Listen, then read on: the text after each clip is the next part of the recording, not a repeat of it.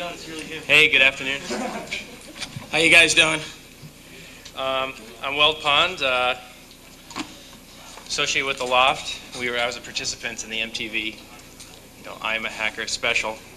And this is Tommy Pickles here. I'm Tommy Pickles from Moloch.org, and I kind of gave the idea and followed through on the true life thing, so don't throw the cans and bottles yet. But basically, I know the whole behind-the-scenes fact of the MTV thing. So I'm going to talk about what it was like to be a participant in one of these wonderful hackers in front of the media. And they try to document what it's all about and maybe put in some context with some of the other things I've been involved in. Tommy has the inside scoop, and he knows the most about it, so why don't you recap for people who didn't see it exactly how bad it was. Okay, basically, if anyone saw the travesty that MTV did put on, I no longer work for MTV, obviously, anymore. But basically, the show showcased 3 or so hackers, all teenagers, basically a true life series on, it looked like a road rules of hacking, basically. And it was, throw in the real world and whatever that show is on at night where everyone has sex with each other. It was basically, it was a horrible media catching idea. The way it started, way back when, I guess it was a year and a half ago, correct me if I'm wrong, but there was a Miramax protest where we protested for the sake of Kevin Mitnick and the whole Takedown movie. Well, what happened was I went up to MTV and I said, I got an idea for a show here. Why don't we do a thing on Kevin Mitnick and show how they're really not paying attention to his rights at all, and kind of showcase the media in that aspect. So they started working on it. Now I know Isaac was interviewed, a lot of us were interviewed. They even came to the 2600 meetings. They were really doing a good spot at covering government and hackers and the whole scene. But then it took a wrong turn, and I don't know who did this. I'm not like Serena Alchol was one of the people. Anthony Lappe, I think his last name is, was the other producer on it. They both somehow came up with this idea of dropping all the footage. They dropped the footage of all the well-known hackers in the scene, pretty much. Loft had a 50-second spot. 2600 didn't have anything, and pretty much they were given credit at the end, which was funny. I didn't have a spot in it. It didn't bother me, especially for what came out of it. And they didn't mention Kevin Mitnick at all. They had some real good footage, FBI footage. Basically, they took 3 hackers, Shamrock, Mantis, and Chameleon, if you know them. 2 of them are not so well known. They ran Parse. Chameleon, well known for getting busted. But basically, what happened was Shamrock had this idea to fool MTV. He said that he was going to take this disc, hide it at a friend's place, go over there and lead MTV on a goose chase. And it was actually, it looked stupid on TV, but the day after, he gave this big public apology and said, I'm sorry, but I had to do it. It didn't go as far as he wanted to. He actually wanted to lead MTV all the way out to a parking lot, like, like out in some military base, have all these white cars pull up, and like, pretend he gets busted and make it a huge media event. Well, MTV wasn't willing to go to that length. They'd like stop following and go, this is crazy. So they aired this product. I mean, it was just literally like, crap that was just, like big bowl of crap. Shamrock puts out this apology. It gets re-aired after this apology. I mean, it's like, if I fall down off of the stage, I'm not gonna play it over and over again because it's not gonna get me ratings. So basically they did it though, and I turned to Serena and I said, why did you play that? MTV is being made fools of. You just were basically lied to, and you're showing that, oh, we got caught, oh, we've been lied to. And she said, no, he lied to all the hackers out there. So basically that's what wrapped up with the hacker show. And from my idea from a takedown protest turned into this MTV Road Rules, real world type of crap, and then put on MTV for everyone to see. That's what basically happened. Well, as a participant in the show, I would say we were pretty duped into what the whole thing was going to be about. And this wasn't our first documentary. The Loft has been in 5 or 6 documentaries before, ranging from small things like Annalisa Savage's Unauthorized Access to things by the BBC, and recently one by A&E Networks on, they called it E-Terror. So, you know, we were pretty experienced with sussing out reporters before and figuring out what the hell they were going to talk about, because we don't want to be basically involved in a show that's just all about criminal behavior. You know, we want people to really understand the message of what hacking's all about, of questioning technology and exploring, and what a lot of things that motivate us. So what we did was, which we do with a lot of these media things, is we try to interview the producers, the writers, before the thing happens, and try to figure out what their message is. And I actually got an email. I think I have the quote here from Anthony Lappe, who's one of the producers. And this is how he started out, like what they were going to do with the show. He said, quote, "Our goal is to give a balanced and informed look at hackers and hacker culture." So if anyone was more informed about this, it was definitely MTV. You know, I think Emmanuel and a lot of the other 2,600 people spent days talking with them. I know we spent a full day at the Loft showing them about hacker culture, what we do, and they basically chose to completely ignore it.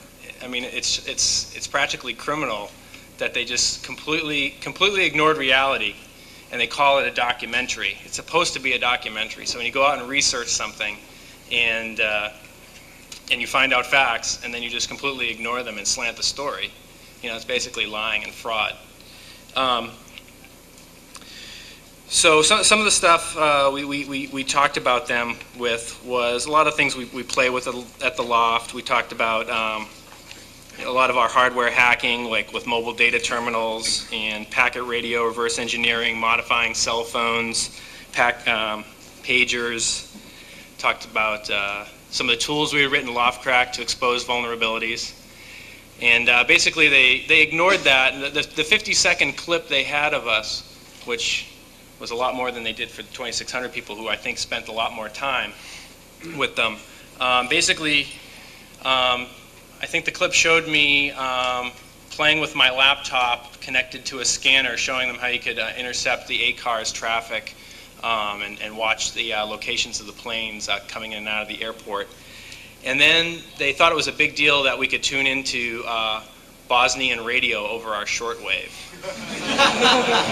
You know, so they were very, very clueless, completely clueless, and sometimes no matter how much education you try to do, if the people are dumb, it just doesn't matter. You know, I mean, some people just don't get it, and no matter what we did, it seemed like they just couldn't get it, even though in their mind they thought they were being balanced and they were going to be informed because they had some idea that that's what journalists are supposed to do. They just didn't seem to have the capability of understanding. And if the person can't understand, then you're sunk. So, you know, we find this all the time with the media. A lot of times they just can't understand, and after like doing these things for, especially this latest MTV thing, I've been kind of jaded about it. But I think there are things we can do because a lot of the reasons that we at the Loft we want to do these things, besides like the fun and glory of being on MTV, is because we actually think that we're going to educate like young and impressionable people about reality, as opposed to yet another story about, someone's idea of hackers, actually educating them to the reality of it, and it never seems to work very well. So I think that people in the hacker community have to just basically go outside the media in a lot of ways, and I think what 2600 is doing with Freedom Downtime is exactly the right thing to do. I mean, it's hard and it costs money, but it's really the only way to do some of these things. And that's one of the reasons we started HNN, Hacker News Network, was to have an alternative voice. And with the technology today, it's easy to have that alternative voice. And attrition.org does a great job of having that alternative voice and debunking all the media stuff. So I think those are the things that this MTV type thing is just going to continue to happen. It was really funny too. I hate to interject, but it was entertaining the fact that MTV actually listened to what people were saying on the outside too. Because when the show finally went into this produced kind of thing and they showed it to me, what did I do? I went and blabbed my big mouth to every hacker I knew and said, "Oh my God, did you see this thing? Oh my God!" And I went to DEF CON last year, and I talked to the Parse guys and said, "You know what they're showing? You know, you guys are the headliners and you look like crap." And I called Off the Hook all the time too, giving updates, saying, "Hey, you know what they're doing?" Whatever like that. It came back to my desk saying, "You're talking shit about the show? Yeah, it's crap." What came out was just like this. It was this vehicle for the teeny bopper kids who could now say, "Oh, I saw The Matrix. I saw the MTV thing. I think I'm cool. I'm gonna get me a computer and my AOL account, steal credit card numbers." It's basically come to that vehicle with MTV where everything is sensationalism or shock value. I mean, basically, this is one reason why the show does do these Sex in the 90s programs, and you could see two pimp daddies go on the town and score with some young girls and shit. It turns into that mentality. So doing a computer show on a network like that, it was a lose-lose situation, no matter which way you looked at it. So basically, I don't think that they ever planned to do something smart. Actually, they wanted to generate revenue, and that's the only reason that they actually did it. No, definitely. I don't know, I don't know if I have much more to say. If you guys have questions about doing these media things. Yeah, we have a question back there. You want to step up to the microphone so we can all hear you?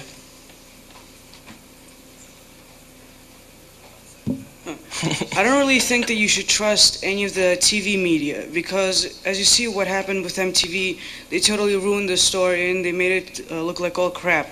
But when you look at the newspapers, like New York Times, when they supported the DCSS and everything, I think you should look into other forms of media, like newspapers and radios, which actually don't stretch out the truth or don't censor anything to that extent that TV does. And since they're not that big of a corporation, well, New York Times probably, yeah, but they still it's like a company which actually allows you to say things truthfully.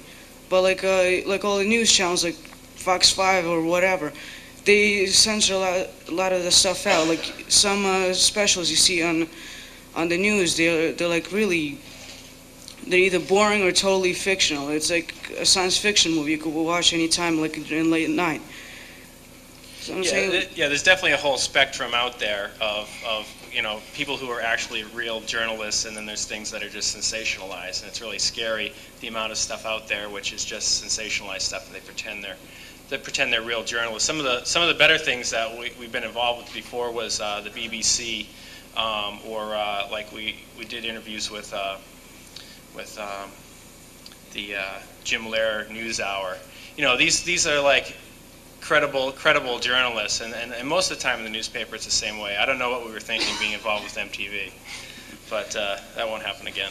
it's like talking to a British tabloid reporter. They're always gonna take them something and gonna make it into something you never even thought would be even possible. Like, for instance, what happened with the MTV thing. Yep. Thank you.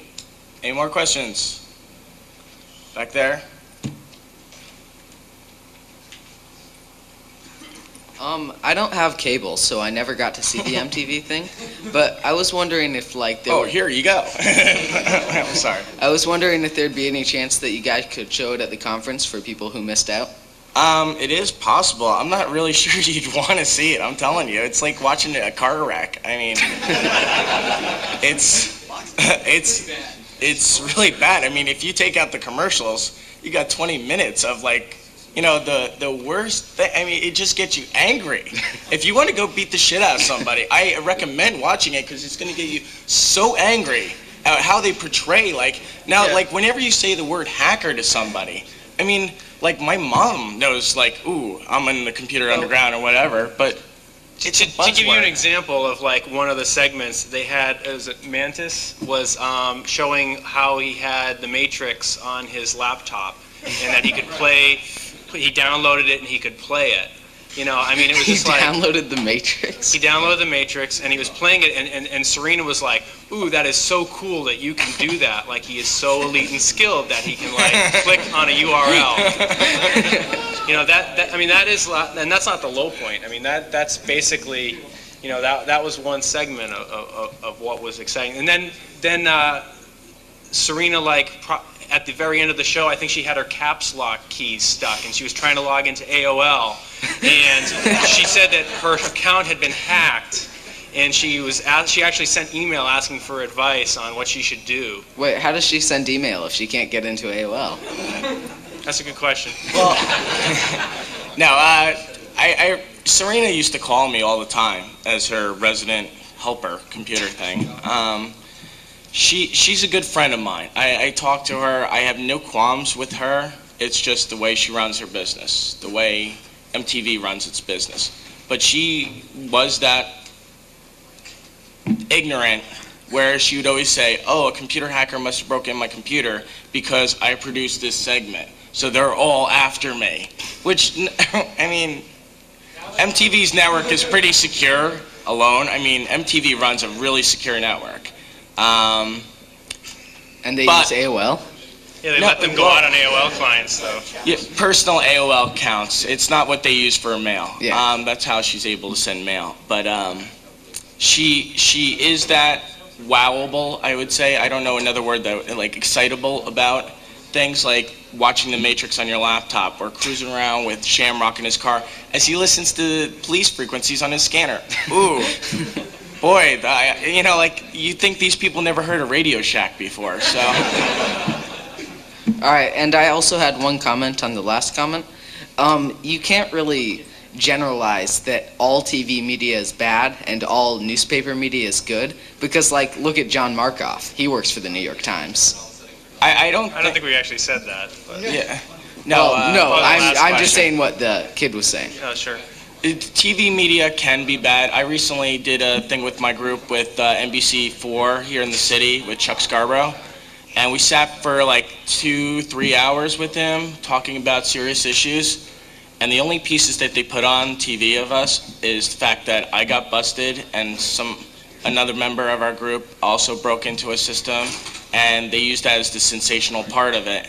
They did a spin on it, though. They said we were hackers working in the sector as white hat people. In the past, we were black hat, but now we've corrected ourselves, which was totally wrong to say about us anyway. They made a broad generalization of what we do. But they didn't smear us, but it showed that the media's out there to get one thing and one thing only, the fact that people are going to watch it. And it was put on during Sweeps Week, by the way. So it shows you what the media's plan was. Do you think the media will ever get it right? No. No. I don't think they can really understand. I don't think they understand. That's why we have to tell the story, like, with our own voice, without their filter on it. And if there's anyone out there, since I'm up here, I'm not going to provocate it, but if someone wants to actually encode the MTV show and throw a link up, we'll link it to our page. You know, but I'm not going to put it up since there could be legal problems with that. Yeah, question? Could you, sorry, Could you comment on John Vernazovich's role as technical consultant for the program? Well, again, the MTV people were ignorant and duped. I don't know, maybe you can comment on that more. I'm not going to name smear, but MTV kind of grabbed the people who are out there in the media, I think. And JP is one of the people who's out there in the media pretty widely. So I feel that's the only reason that he got on there. Whether or not he did a good job. He really sussed out that Shamrock deal. Yeah, I mean, like,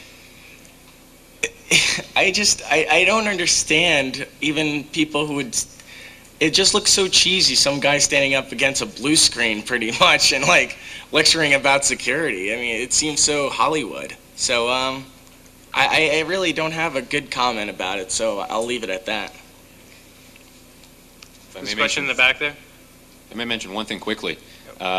Regarding the Times comment, what you have to keep in mind is that Anthony LePay, who was the fellow who kind of, I assume, was called in for this or somehow related, I don't even know how he got related, did a piece for the Times in which he interviewed 3 hackers, 2 of which were Shamrock and Mantis. So he's already been in print with these particular individuals, which is why I think he approached them for this show when they decided to scrap all the rest of the stuff that we gave them. And it was like... It's interesting you mentioned this guy because before we got involved in this, I did a little research just to see, like, is there any real journalism behind this thing? And the guy, he has a degree from Columbia School of Journalism. He's written specials for the New York Times. So it's like, well, he must be a real journalist.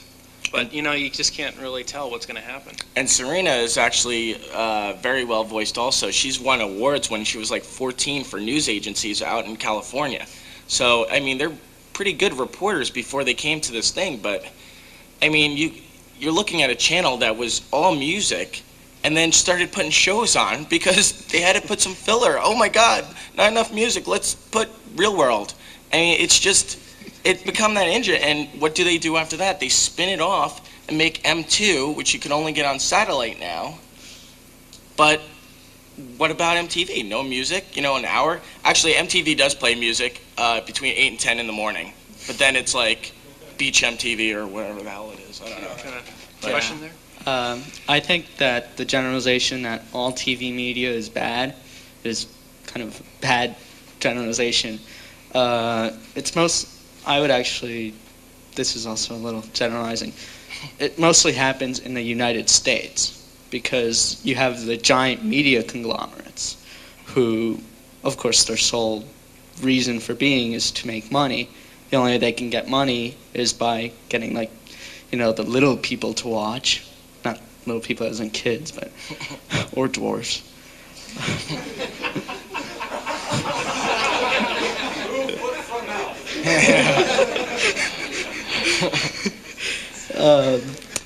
But in a lot of European and foreign countries, it's state media, which a lot of times is bad too. But it's mostly about just journalism. No, the state media, you're absolutely correct. And some of the shows that we've been involved in with the BBC, where they did a history of the internet, CBC did a show on privacy, which is a Canadian broadcasting company, and then things we've done on for the Jim Lehrer NewsHour and PBS. It seems like the state-run stuff is actually more truthful. Yeah. It's kind of weird. Also in the U.S., you do have a lot of government involvement in the media, so you do have the government kind of rubber stamping things. Yes, in state-owned media you do, but there isn't that whole big thing where the U.S., Canada isn't pretending to be like the policeman of the world. So they really don't have that fear.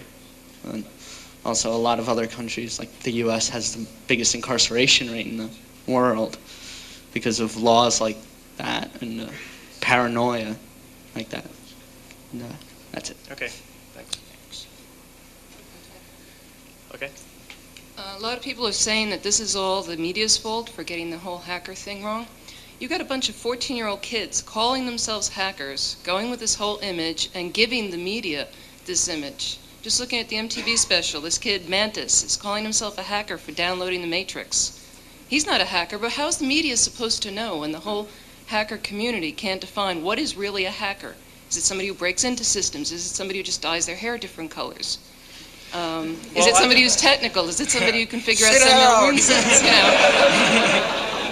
But before you blame the media, figure out what you are going to define to be a hacker, and are you going to let these kids go around calling themselves hackers when they're just downloading scripts? Well, I think what we're doing here is talking about how, these people were called hackers by someone else. We don't have control over who MTV calls hackers. We spent, 2600 spent days, and I know that the law spent a few days informing these people, but we can't, we don't have strings that can control them, what they say a hacker is. All we can do is try to tell people what the real story is, but the problem is that the media can make a decision to not listen to us. So that's why I was saying about earlier that we have to do our own media, like with stuff like with, Freedom Downtime, attrition.org, Hacker News Network. We need more of that, and you're right.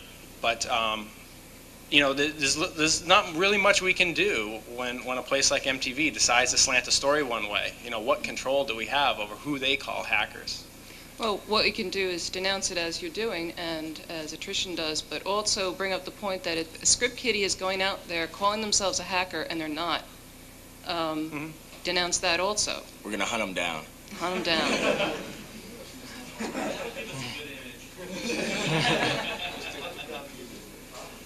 Has the loft or 2600 ever thought about suing MTV for libel in a class action lawsuit in terms of, destroying the truth? I can't do it. I don't know if you can do that. Yeah. Can't do it. They didn't libel us. They didn't libel. I mean, if it's an error of omission, there's very little you can do.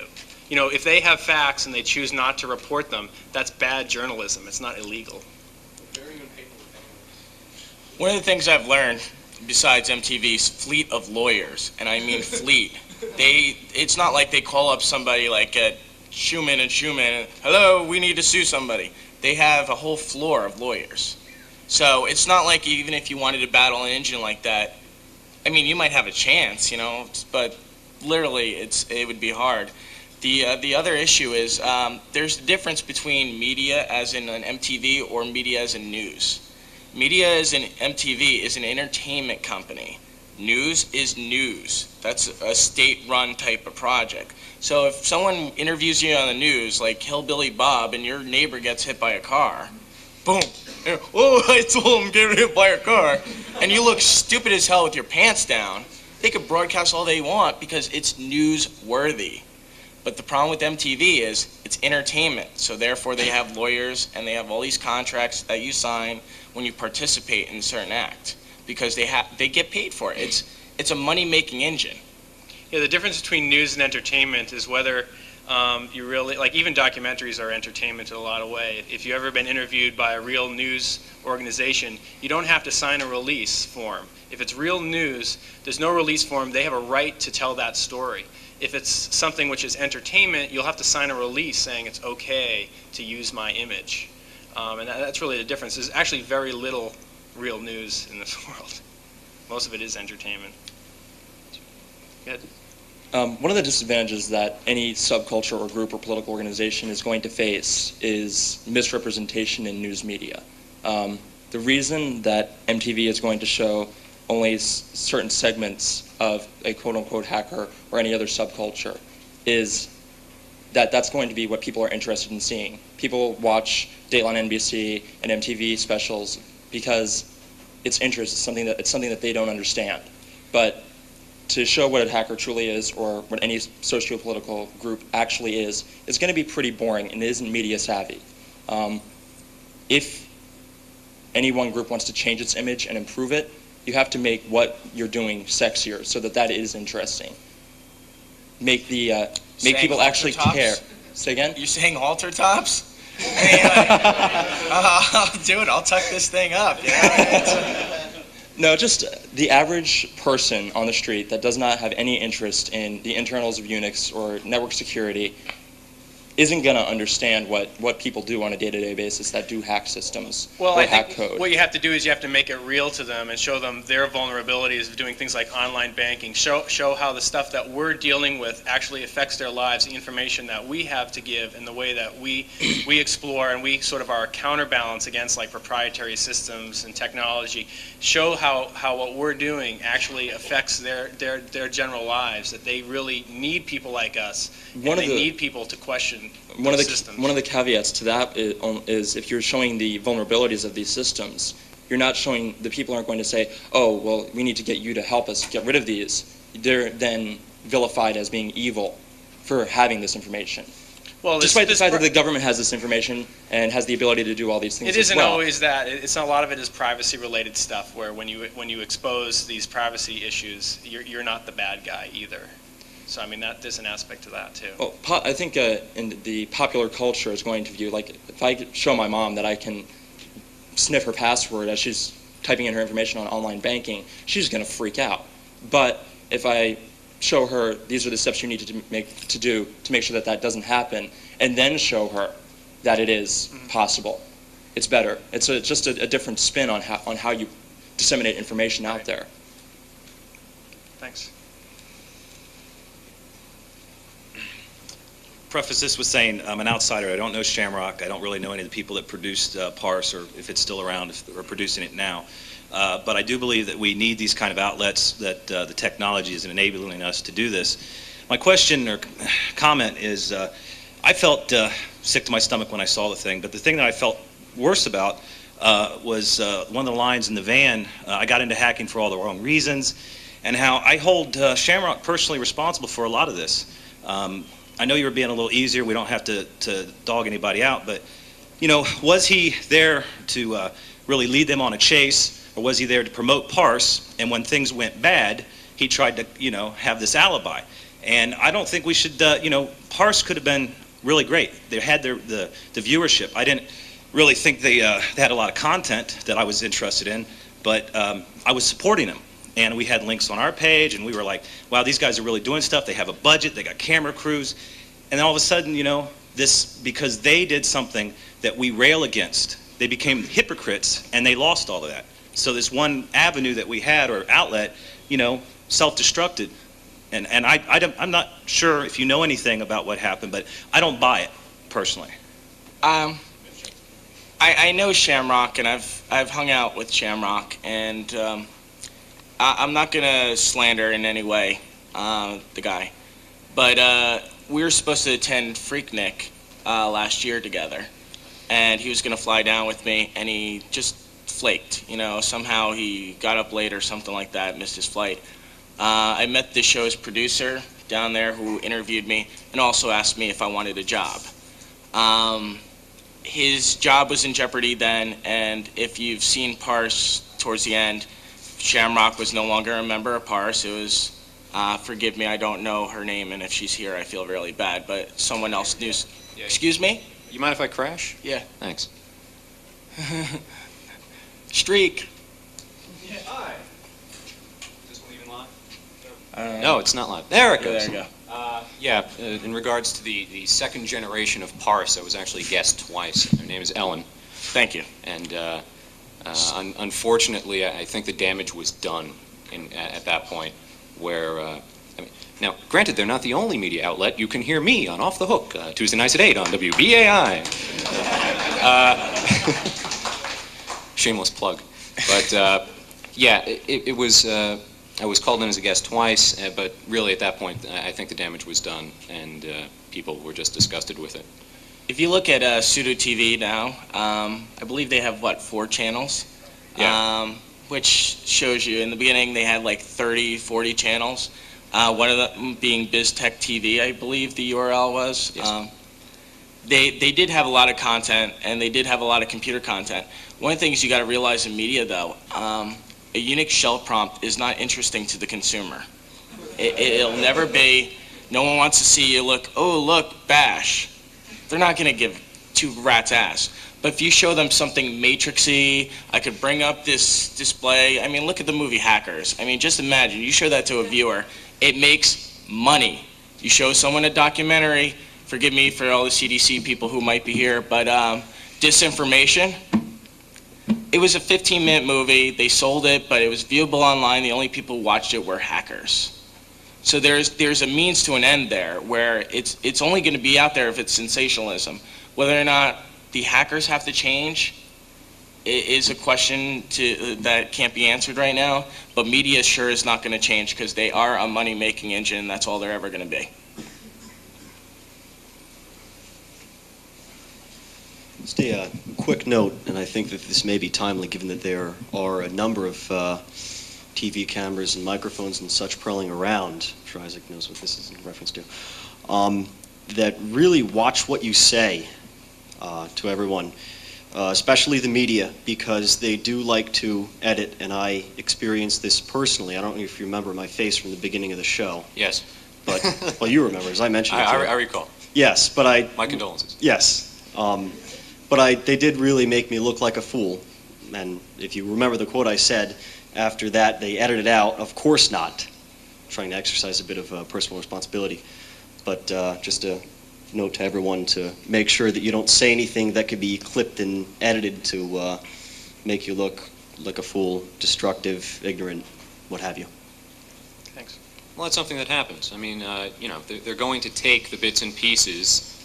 When you're approached by the media, more often than not, they've already got the story in mind, and they're just looking for quotes from you, sound bites from you that are going to fill and progress it towards that point that they're going to try to make. Is it responsible journalism? I would tend to think not, because they'd be ignoring whatever you manage to tell them. For instance, when Serena came to WBAI, I had no idea she was going to show up, because I usually have no idea what's happening with that show in general. She shows up, we go off into a room, and we just talked for hours. And the basic questions that we got to were motivation, why do you hack, things like that, which are always the classics, and they were completely ignored. Now granted, I am very happy not to have appeared anywhere in that MTV piece. In fact, I was fairly nervous looking at the little thumbnail-sized photos on the website. But if you do talk to media, realize that they're approaching this already in their mind. They have an idea of what they want the article to be, and just be careful about what you say. They did come into the 2600 meetings a lot too. They Yes. actually got kicked out of the city court building because they didn't have a permit. Yeah, I got an email after that. How do we manage to get a permit for city court? They showed them to the security guys. But they had total view of the subculture. I mean, they had total access to it. They talked to a lot of people, so they did make an effort. When I talked to Serena about the cutting room floor and all this footage that was just totally pushed aside, her answer was it wasn't her, it was Anthony. So, I mean, I'm sure if I posted it to Anthony, he would, it's her, whatever. Brother and sister there or something, I don't know. But basically, they did have access to that footage. Why they ignored it, the motivational ignore, I don't know. I don't know why. I just have a couple of points, but because the past couple of people have pretty much said what I was going to say, almost, except for that sexy thing. I think that is the entirely wrong way to think about it. To think that we have to go to other media and make what we do look sexy for them. People aren't going to be interested in Unix shell prompts, so you shouldn't. It's not your responsibility to make them interested in that. It's our responsibility to put our own content, make our own films, publish magazines and things like that, and be a little active in presenting what we want presented about us, not to find somebody else. Because we could sit here all day and argue whether or not television, this television reporter is a real news reporter, or that newspaper writer is a real news writer, and it's not going to get us anywhere. So I don't think that we should be striving to make it look sexy to them, or to try to come up with a soundbite that they'll be able to use that won't make us look bad. Because I don't think you can blame MTV for what they did. They're going to take all the footage they had and they're going to cut it the way they think looks like a news story. They're not knowledgeable about it, so they're not going to say, well, this part makes them look bad and this part makes them look good. They're going to say, whoa, this part sounds good on TV, and that's what I've thought about them the whole time. And that's the thing, because we're them to the news media. So we should be actively trying to do our own thing.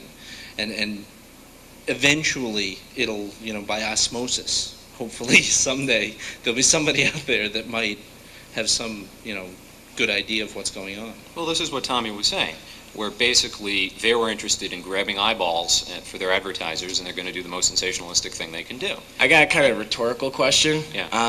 How many people have seen National Geographic magazine? How many people actually read it? I mean, it's what are you going to do out there? Like, if you're into that Geographic without reading it.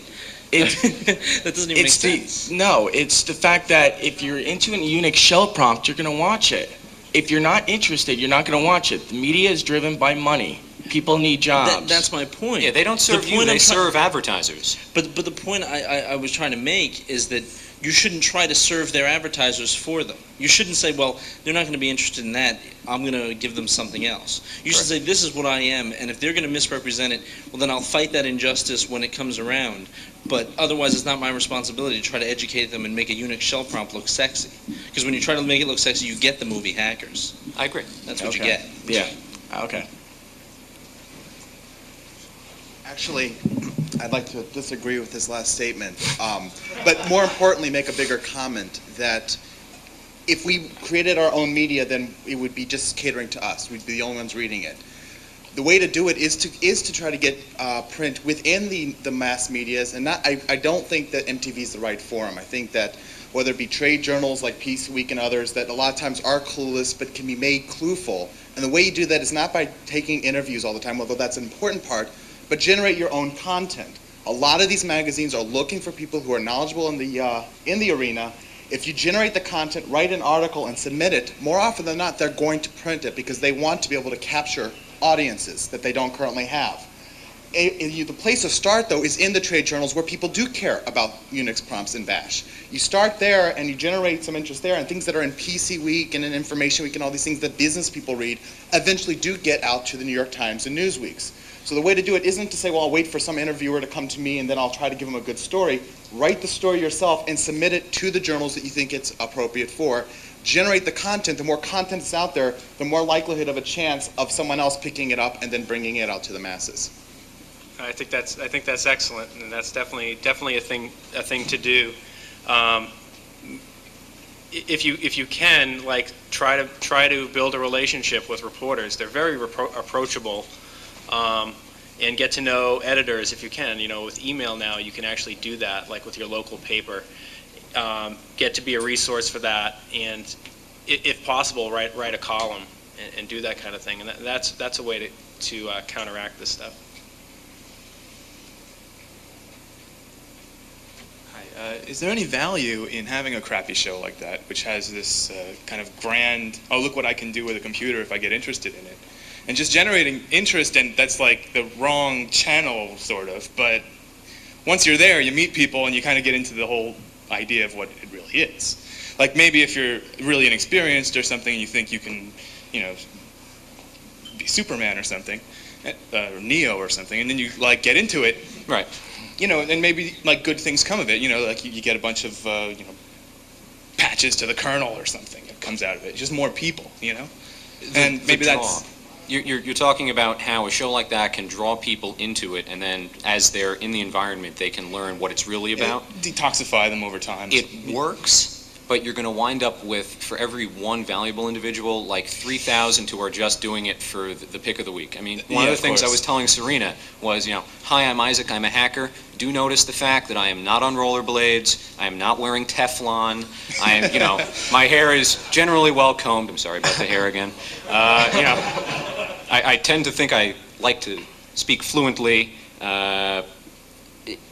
It's, yes, that image can attract individuals to the community, but I would tend to think that the price is too high to bring people in that way. Reason why I'm dyeing my hair is I'm almost 30, so I'm trying to hold on to the youth, okay? It's not a hacker thing. It ain't working.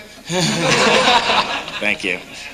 I also, the reason why Serena and I were, like, she knew me as a hacker is because I did work for MTV and I did the networking there, so that's the only reason. And, you know, I didn't get interviewed for the show, or I wasn't on the show or anything like that. I was, like, a technical advisor for a little bit and then got cut. And by the way, they did lay me off shortly after the MTV show was on the air. After 3 years. You got a good severance package, though, right? Yeah. Okay. It's okay. It's okay, Severance. Yes, I would just like to mention that when I saw the MTV special, I probably caught like the last, how long was it, like an hour?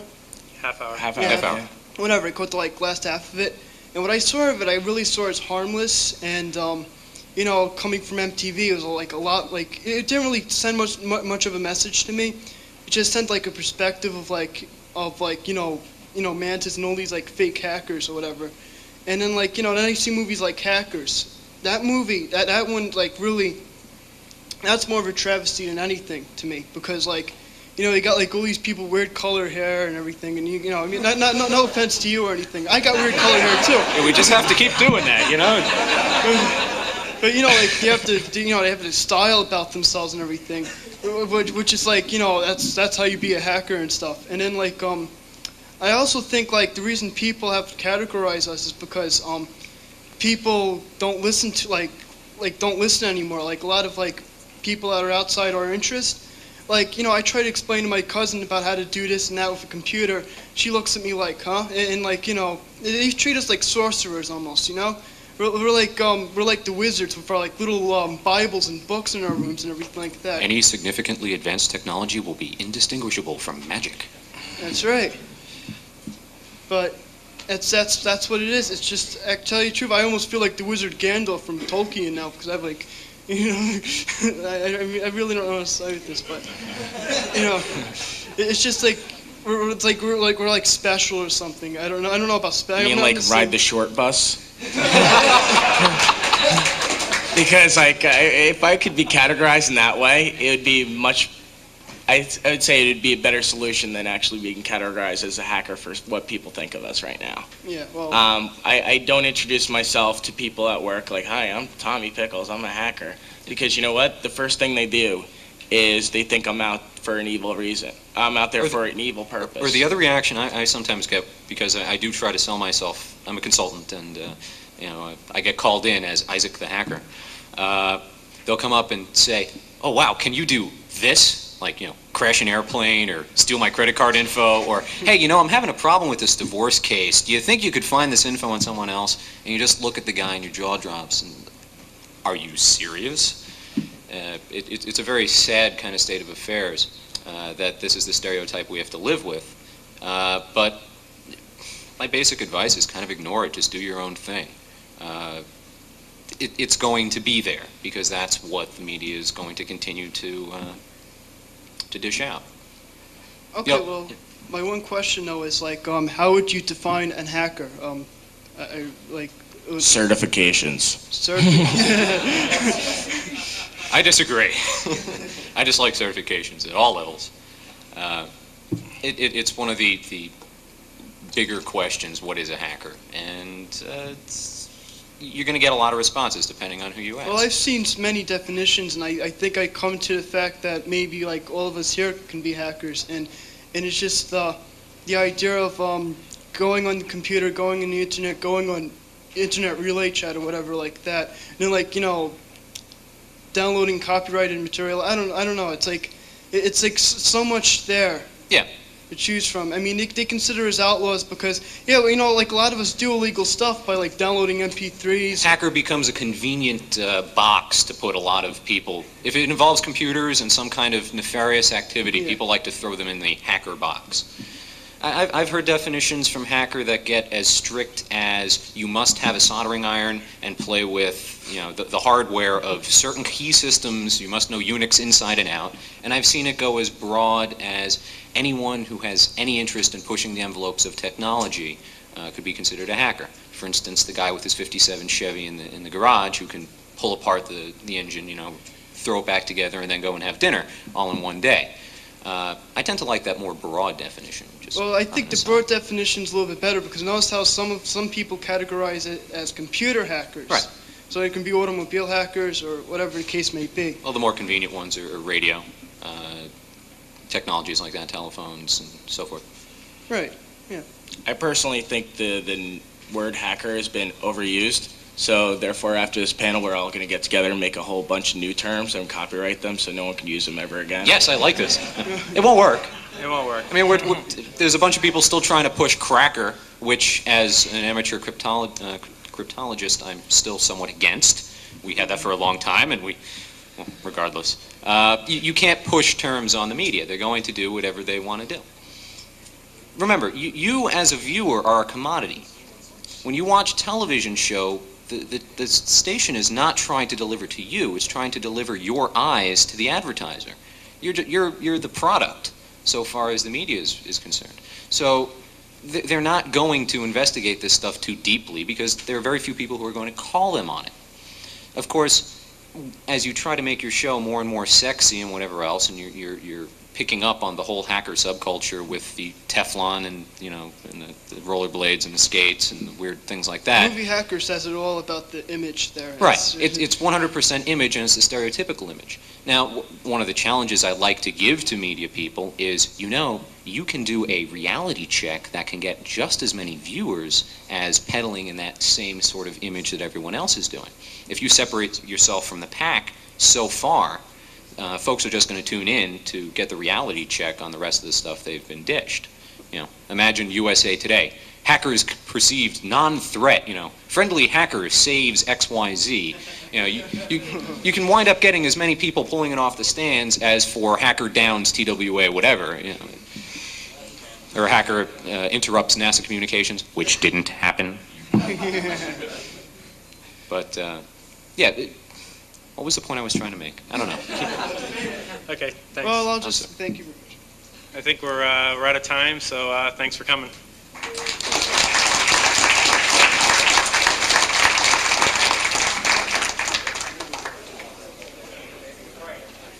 You're all good hackers. Okay, in a few minutes we're going to start our hacktivism panel. If any of our hacktivism panelists are here, please come forward.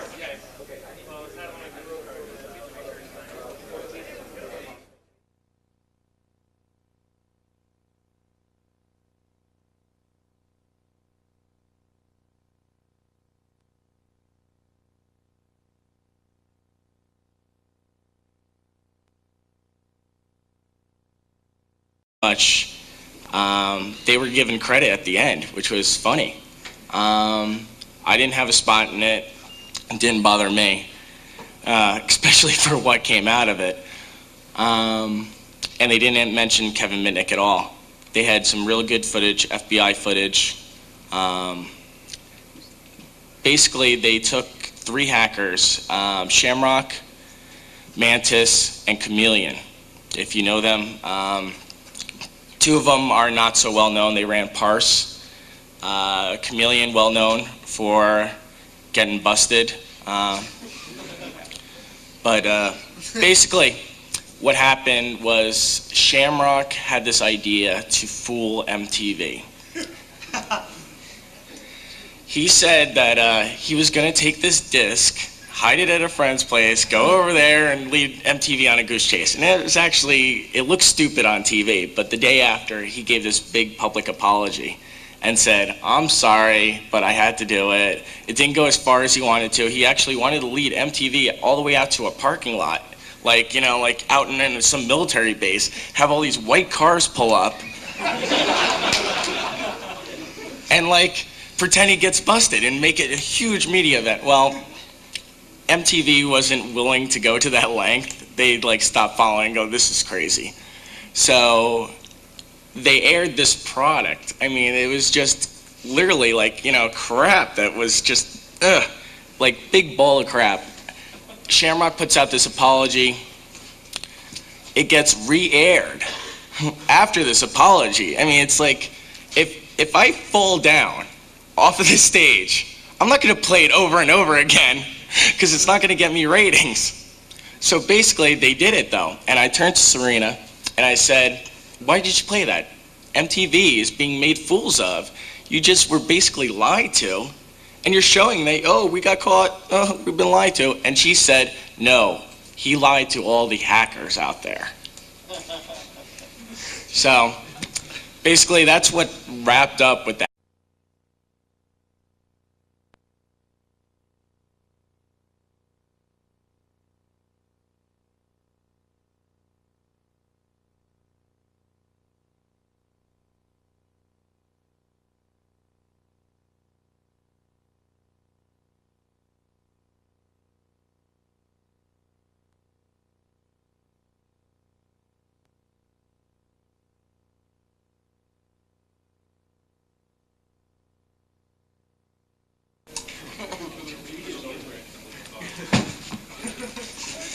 Hey, good afternoon. How you guys doing? I'm Weld Pond, associated with the Loft. I was a participant in the MTV, I'm a Hacker special. And this is Tommy Pickles here. I'm Tommy Pickles from Moloch.org, and I kind of gave the idea and followed through on the true life thing, so don't throw the cans and bottles yet. But basically, I know the whole behind-the-scenes fact of the MTV thing. So I'm going to talk about... Well, what happened was I went up to MTV and I said, I got an idea for a show here. Why don't we do a thing on Kevin Mitnick and show how they're really not paying attention to his rights at all, and kind of showcase the media in that aspect. So they started working on it. Now, I know Isaac was interviewed. A lot of us were interviewed. They even came to the 2600 meetings. They were really doing a good spot at covering government and hackers and the whole scene. But then it took a wrong turn, and I don't know who did this. I'm not like Serena Alchol was one of the people. Anthony Lappe, I think his last name is, was the other producer on it. They both somehow came up with this idea of dropping all the footage. They dropped the footage of all the well-known hackers in the scene, pretty much. Loft had a 50-second spot. 2600 didn't have anything, and pretty much what it was like to be a participant in one of these wonderful hackers in front of the media. They try to document what it's all about, and maybe put in some context with some of the other things I've been involved in. Tommy has the inside scoop, and he knows the most about it, so why don't you recap for people who didn't see it exactly how bad it was. Okay, basically, if anyone saw the travesty that MTV did put on, I no longer work for MTV, obviously, anymore. But basically, the show showcased 3 or so hackers, all teenagers. Basically, a true life series on. It looked like a Road Rules of hacking, basically. And it was throw in the real world and whatever that show is on at night where everyone has sex with each other. It was basically it was a horrible media catching idea.